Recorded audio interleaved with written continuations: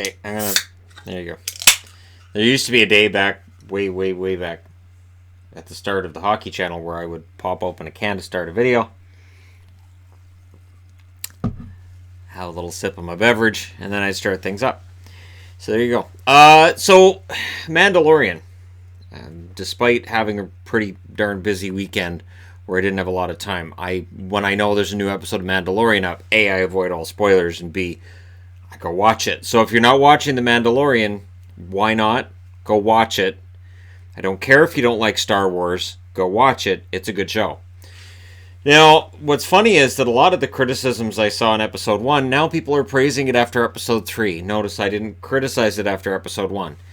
No, we don't see his face. That's a good thing. We are finding out more about Mandalorians, who they are, and why they are, and all this, and what their beliefs are, and all this wonderful stuff. We have witnessed that there's something amiss with the Empire, and of course this is before the creation of the First Order officially.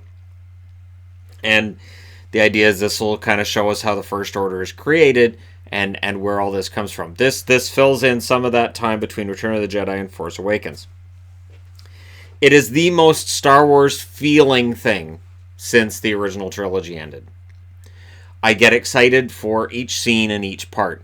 And it does remind me of a time when you didn't have to have an explosion every 2 seconds. You didn't have to have a big old laser fight every 5 seconds, or else the kids might not pay attention to what's going on the screen. You have to pay attention to all of it. The nonverbal cues. I have spoken. All of these other wonderful things. Now, the funny thing is, after I watched it and I was reading a review, so you have the Mandalorian drop off the baby, and I was upset that he dropped off the baby, but I wasn't mad at him. And there was a reviewer who wrote, you just hate him in that moment. I didn't hate him. He just did his job. He got paid. He got paid big money in order to do a job. And he did it. And he dropped the baby off. And he asked, what's going to happen with the kid? And they basically said, that's not for you to ask us. We gave you the bounty. You just go away now and you forget you saw anything. So he leaves, and what I like is that there's a slow burn where he can't let it go. So he takes his winnings, his fortunes, and he takes some of it, and it gets melted down and turned into new armor for him. That new armor is fantastic. And then the firefight at the end of the 3rd episode is so good, because you have all these Mandalorians facing off with bounty hunters, various bounty hunters of various races. And it's so well done because you've earned it. This is where movies and TV shows now, they don't do this enough. That the audience earns it. That it's not just this big old-fashioned blow 'em up, shoot 'em up the whole way through. Nothing drives me nuts. And it's part of the reason why I started tuning out blockbuster movies when Independence Day came out. I know there's a lot of people who like Independence Day. I hated it. I hated every minute of it. I thought it was terrible. And that's the funny thing is that's, and just off the top of my head, that was the one that for me caused me to kind of go, okay, blockbusters are heading this way. I'm going to start looking at independent movies and smaller ones. So I watched movies like Fun, which is about a couple of teenage girls who get themselves into a little bit of trouble, and one of them's lying the whole way through. I've done a review of that on here before. There's a movie called Clerks you may have heard of, that when it was in the underground before it became this big mainstream thing, I was hugely into Clerks. Trying to think of something else. There's Living in Oblivion, which I own, because of course I do, which was Steve Buscemi's, still to this day, Steve Buscemi's fantastic, best movie. And it introduced Peter Dinklage, who would go on to be known for Game of Thrones as Tyrion, right? So Peter Dinklage is introduced to the Hollywood world in this obscure movie that, of course, I have it in my collection. But I started collecting these movies, and I actually tried to give Woody Allen movies a chance, but they were terrible. I can't stand Woody Allen movies because they're so preachy. Because I didn't like what was going on with blockbusters. So now coming back to The Mandalorian, it feels like a return to when blockbusters weren't just about crazy action. Go watch Ghostbusters. Go watch Back to the Future. Go watch any of these movies from the early mid 80s, and there's a plot and there's characters and stuff happens, and then when the action happens, you've built up to it. So the Mandalorian, this huge fight at the end of the third movie, which some directors would have had at, or third episode, they feel like movies. Some directors would have had that towards the start of the series. They would have said, all right, we're going to have this big Mandalorian fight at the end of episode 1 because we got to draw the audience in. And he didn't do that. So some critics who I assume don't have any kind of attention span say, what's this? It's a slow burn. I don't know. They ever watch a Western? Because there's some really good Westerns too that's kind of how it works, is as a slow burn. And it's the best. Like Tombstone. Tombstone, you don't start with the big fight. You build to it. And so that's kind of how The Mandalorian feels. Now, it ends with him being very much wanted. His people are now going to have to run and hide because the other bounty hunters are going to have it out for them, whoever's left. And the Empire, its remnants, soon to become the First Order, are going to have it out for them as well because they want the genetic information, the DNA or midichlorians from this baby Yoda so they can use it for their own nefarious means. To either, I think, to create some kind of a force-sensitive army or something. And now keep in mind there's the Knights of Ren, which we saw in Force Awakens a little bit. We saw them a little bit in Last Jedi just in flashbacks. I think the Knights of Ren are going to get fleshed out. Because Kylo Ren was not the only one. And so I think that's going to get fleshed out. And we may even see where all that started. And I think that would be tremendous. I really do. I thought it was interesting too in the third episode, and this might have seemed like a throwaway line where they said, hey, you could go to the New Republic if you don't like it. And the Mandalorian answered with, that's a joke. Meaning that the New Republic wasn't taken very seriously. Which would be a little bit different than it was in the expanded universe originally.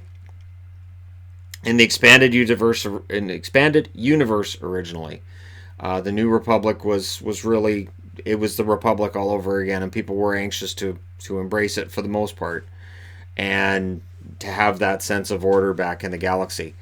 So we'll see where it goes from here. I'm kind of excited to see what happens with the next 5 episodes, which I can only assume will lead up to something big in the rise of Skywalker. I'm excited about that as well, as one can tell by my attire.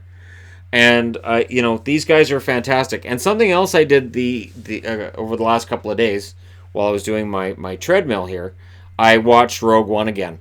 I have to say, Rogue One, of the movies that have been made by Disney, is one that really holds up to repeated viewings.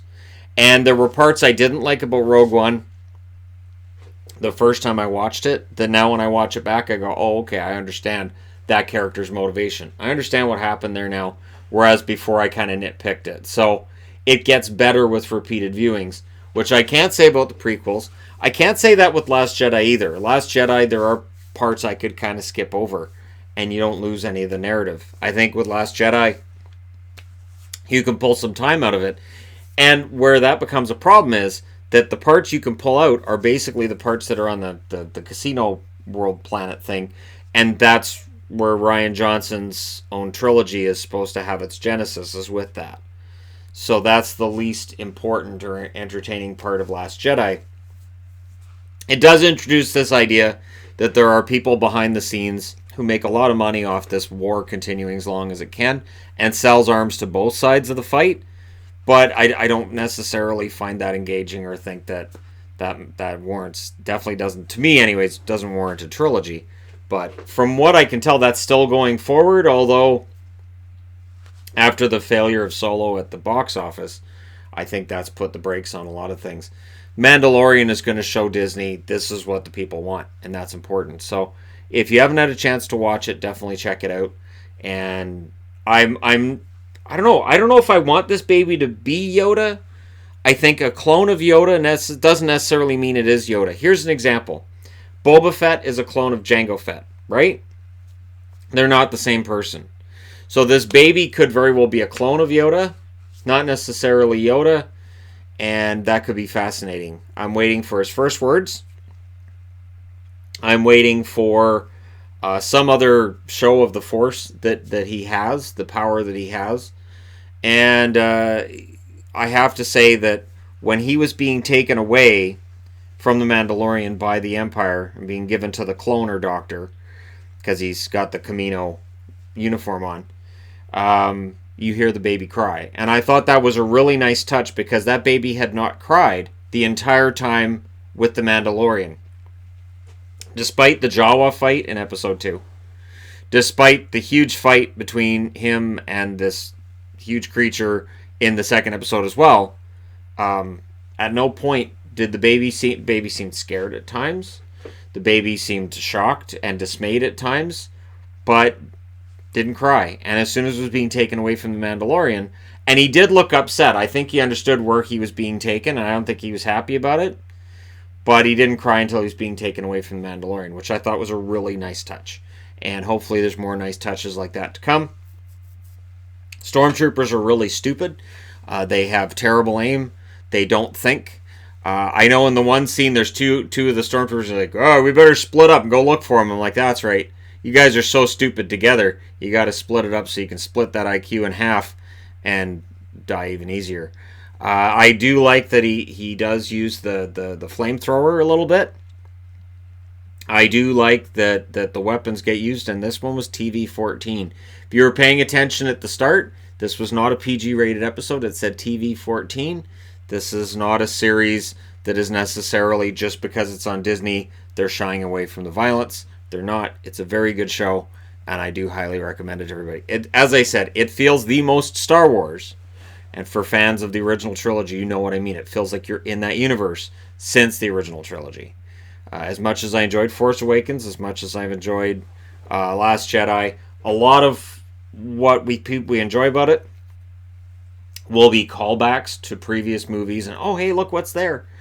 And in this, you don't really have that. The callbacks are sort of there, but it's more obscure.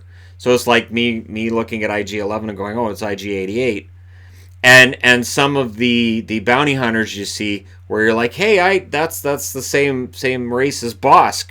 And for anybody who's not a complete and total Star Wars nerd, they're going to go, who? What's wrong with you? So I do like that. I do like that it's for your hardcore Star Wars audience, and that it's not doing the really obvious fan service. And that's weird, because they have the Baby Yoda, but even that doesn't, to me, feel like fan service. That's more of a, hey, look what we've got. You're really going to want to see where this is going. You're really going to want to see how this Yoda-looking creature ended up in this universe and what he means to the Resistance and potentially to the First Order. So let me know what you guys thought of the episode in the comment section below. Don't forget to hit like and subscribe if you're browsing your way through. You just happened upon this video. Thank you guys so much for all your support. I will talk to you again soon.